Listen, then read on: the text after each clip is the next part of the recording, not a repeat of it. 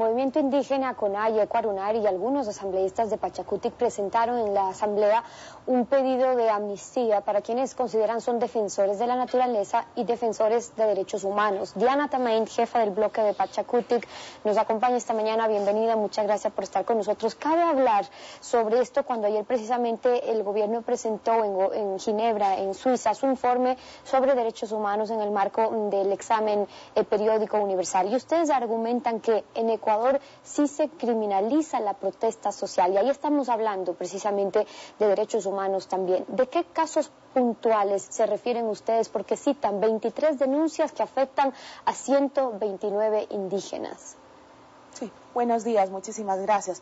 Efectivamente, el trabajo que hizo inclusive la Universidad Andina, el trabajo de investigación sobre el ejercicio de los derechos colectivos en contraposición de la persecución política y afectando a los derechos humanos de parte del gobierno, tienen las pruebas debidamente sustentadas, y muestra de ello es el pedido de amnistía que se presentó a la Asamblea Nacional juntamente con la marcha del 22 de marzo.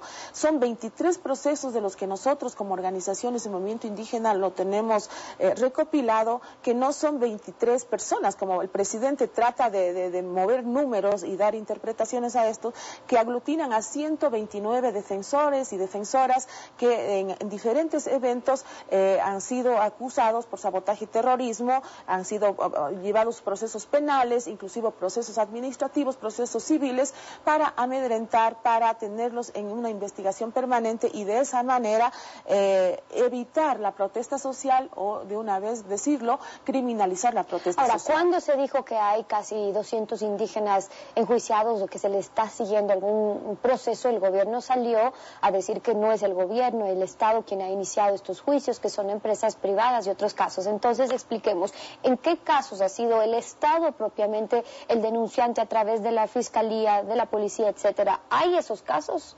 Por supuesto, yo por el tiempo quisiera hacer mención 2 o 3 casos máximo. Primero, el que todos conocemos, el que se acusa a Marlon Santi y a Delfín Tenesaca por sabotaje y terrorismo, cuando tuvimos la gran marcha, cuando se desarrolló el ALBA en la ciudad de Otavalo.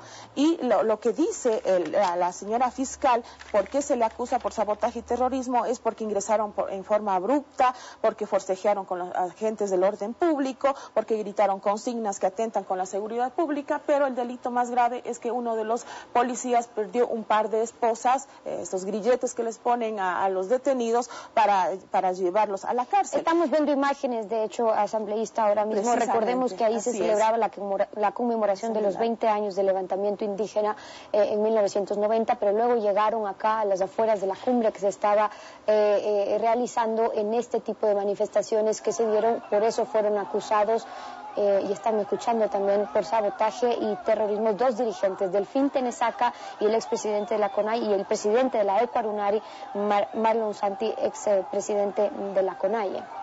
Así es, ahí se empieza una investigación por terrorismo, porque un policía perdió un par de esposas.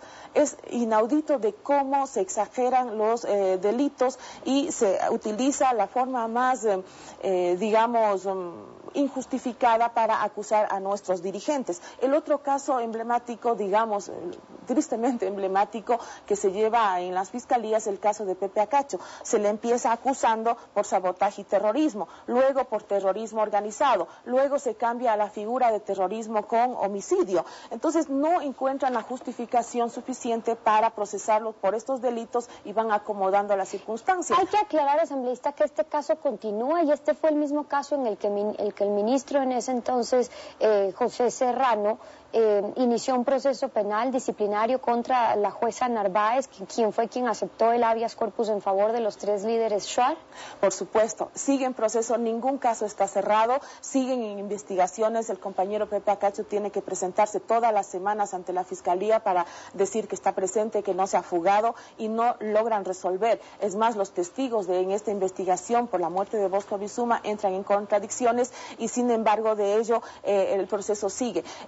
La la persecución política que hace el gobierno a los dirigentes y líderes indígenas es evidente. El último caso que quisiera mencionar es precisamente el que se hace contra el prefecto Humajinga, el prefecto de la provincia de Cotopaxi. La Contraloría le destituye sin dar el debido proceso por encima de todo procedimiento legal, porque supuestamente se contrató a familiares de consejeros que son parte, ¿no es cierto?, del Consejo Provincial, de algunos alcaldes.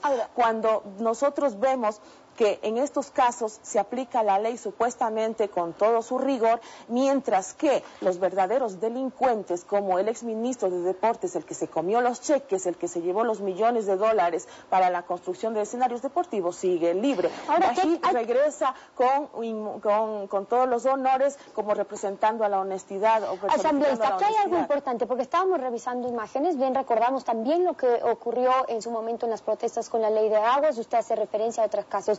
La criminalización estaría en que puede ser que en ciertos casos haya que sancionar. Tampoco es que asambleístas se pueden cerrar vías con manifestaciones sin permisos, portar armas, etcétera. Pero hay artículos en el Código Penal, el artículo 153, por ejemplo, que dice: el que promoviere, dirigiere u organizare manifestaciones públicas en las calles, plazas u otros lugares abiertos sin permiso escrito de la autoridad competente será reprimido, y ojo aquí, con prisión de 1 a 3 meses. Luego el 154 tiene un agravante, dice: si usted va a la manifestación pero también está portando armas, será sancionado con la privación de la libertad de 3 meses a 1 año. Pero lo que resulta aquí es que están aplicando el artículo 160, el que ya habla de terrorismo y sabotajes, con una reclusión de 4 a 8 años.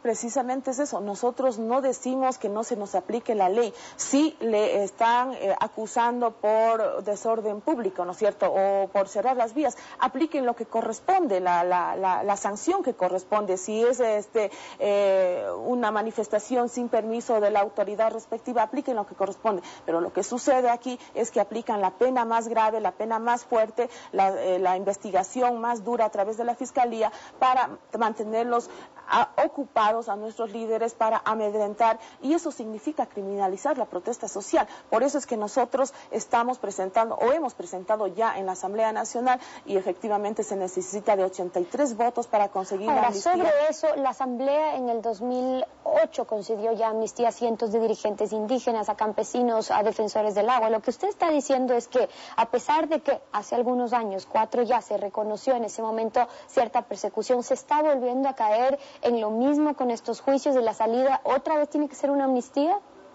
Mire, no solamente eso, estamos nosotros reclamando para nuevos casos. Últimamente se dio hace unos pocos meses la situación de que, a pesar de haber recibido la amnistía algunos dirigentes, el caso de los ciudadanos de Nabón, que ya recibieron la amnistía por la Asamblea Constituyente, tuvieron que volver a la Asamblea Nacional para volver a darles la amnistía, porque los jueces no les dio la gana de hacer efectivo ese perdón que se les dio en la Asamblea Constituyente. Y ahora que en este gobierno se critica las viejas prácticas de la partidocracia, las viejas prácticas de los gobiernos de derecha, ahora se utiliza con mayor fuerza para perseguir a quienes piensan diferente. Y no lo decimos solo nosotros del movimiento indígena, lo han dicho 17 países cuando han cuestionado la situación de la libertad de expresión, la situación de los derechos humanos en Ecuador. ¿Cómo garantizar, en cambio, asambleísta, que con esta amnistía no significa una carta abierta para que mañana, a nombre de defender el agua, su hábitat, oponerse a la minería, etcétera, puedan incumplir la ley, usar mecanismos violentos, incluso de resistencia, o portar armas, cerrar vías, paralizar un país, obstruir el trabajo de empresas, etcétera? Nosotros no queremos de ninguna manera que los delitos que se cometan y que vayamos en contra de la ley o la Constitución queden en la impunidad. Al contrario, exigimos justicia. Y en estos casos que hemos pedido de amnistía, no precisamente se está aplicando la justicia, sino una interpretación a conveniencia del Ejecutivo, a conveniencia del Gobierno, para acallar la voz de luchadores populares, de las organizaciones sociales, de los campesinos, de los movimientos movimientos, en este caso del movimiento indígena. Nosotros por eso decimos, si el delito se cometió en lo que corresponde, apliquen la ley. Porque el delito que se les está acusando, y cierro con esto, es de sabotaje y terrorismo. Y por eso cabe la pregunta, asambleísta, ¿hay organizaciones terroristas en nuestro país? Porque los terroristas cuando salen y ponen una bomba, y lo vemos en distintos países, salen al siguiente día a decir que ellos han puesto la bomba, son terroristas. Mire, hay cosas en este país que están quedando de lado y en la impunidad, como transportar droga con la valija diplomática. Mucho más grave que gritar consignas en contra del gobierno por un líder o por un grupo de indígenas que no están, o de un grupo de gente que no está de acuerdo con las políticas del gobierno, y no pasa absolutamente nada. Traen de regreso a Dajic, que se gastó millones de sucres en ese tiempo, miles de millones de sucres en gastos reservados, y no pasa absolutamente nada. Se les pone juicios con altos costos de indemnización a periodistas que lo que hacen es relatar de los hechos que han acontecido. El hermano del presidente, Fabricio Correa, maneja millones de dólares de forma que va más allá del respeto de la ética, del profesionalismo, y no pasa nada. Pero a los dirigentes que levantan la voz y demuestran su inconformidad, se los acusa de terrorismo. Y esa es la postura de Pachakutik, acompañándonos hoy la asambleísta Diana Atamain. Muchísimas gracias por haber estado con nosotros.